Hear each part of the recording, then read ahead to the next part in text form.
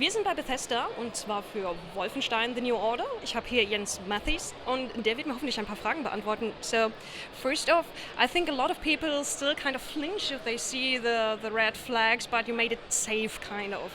Yeah, there's a lot of things that aren't legal in Germany, and we really want to give a Wolfenstein game to the German players who never had one before. So we're working really hard to make it as close as possible to the international version, but still legal in Germany. Okay, so there are different versions? Yeah, there's an international version and there's a German version. Okay, and how do the German media and the German people here on Gamescom react to Wolfenstein? So far it's been very positive. I think they've been missing Wolfenstein. Yeah, and you also mentioned that the first parts were not out in Germany, at least not legally or officially. So is this kind of a, it's almost forbidden kind of vibe?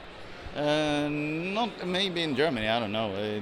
That's more. I think you would be better equipped to answer that question. Maybe. You have a huge time skip in the storyline for the New Order. Was that intentionally made so you're kind of free of the baggage? Yeah, not really. No, it's more that we think that would be a really interesting approach to take with the game. Like, so what we do is early on you get injured, really badly injured, and you end up in an insane asylum, and you stay there for 14 years. And then when you come out, the regime has taken over the world, and you have to, find some way to overthrow them. And it's much higher stakes, and it's a really different vibe from previous Wolfenstein games. Okay, the gameplay is rather straightforward, so it's a straight shooter kind of. And do you think that's something that's kind of missing in the market? I wouldn't say that it is a straight shooter. This game is much more of an action-adventure shooter than it is a straight shooter. So we have a lot of storytelling moments and a lot of exploration and a lot of puzzle solving.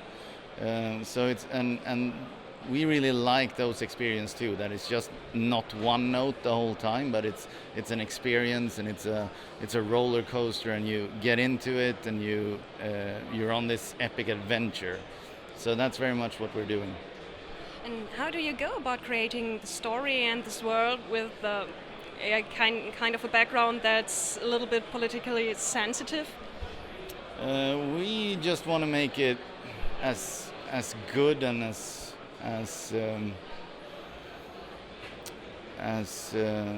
sort of intimidating, and as just really make a really gripping experience is what we're after. So we try not to. We don't want to make the sort of opposition in the game into cartoons. We try to take them so seriously that you feel something when you encounter them, and that goes for all characters. Obviously, it's rooted in this sort of fantasy of a World War II type game, but and we don't shy away from that either. We honor that, but we build on top of that a lot of interesting gameplay and a lot of interesting story. So you're not kind of Iron Sky, which takes a humorous approach to the whole Nazis are back theme? There is a lot of humor in the game, but I think we are more on the side of things like something like District 9, the movie District 9, where it is, some sections are really humorous, but it's also very engaging, and it's really gripping, and it's very high action. Okay, and the whole theme of the Nazi regime that's back, or that's one or something like that, there's a whole bunch of kind of nutcases who still believe in such stuff. Is that something that you stumble over when you create such a game? Believe in what stuff? You kind of that Hitler's still alive, that they're hidden on the dark side of the moon, that stuff. No, we haven't really encountered any of that stuff. Okay.